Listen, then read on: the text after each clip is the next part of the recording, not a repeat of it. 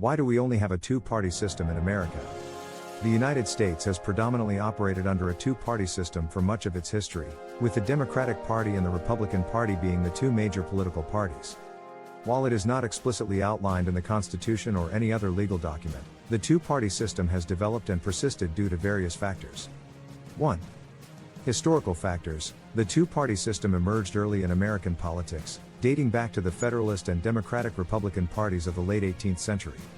Over time, these parties evolved into the modern Democratic and Republican parties, establishing a historical precedent that has been difficult for third parties to overcome.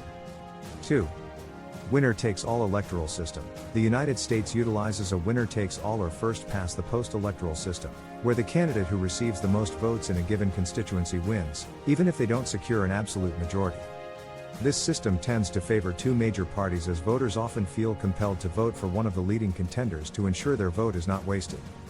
This dynamic makes it challenging for third parties to gain significant electoral traction. 3. Ballot access and campaign finance laws. Third parties face considerable hurdles when it comes to ballot access and campaign finance regulations.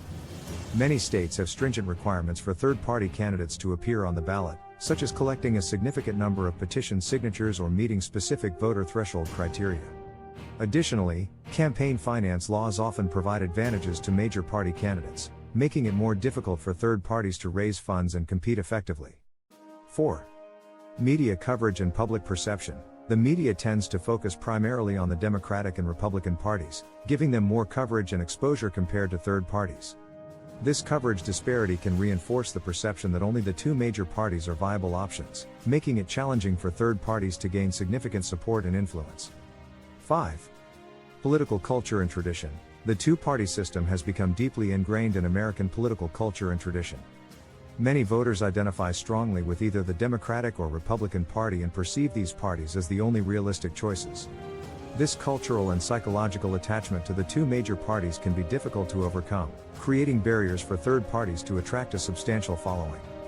While the two-party system is predominant, third parties and independent candidates can still influence the political landscape, albeit to a lesser extent.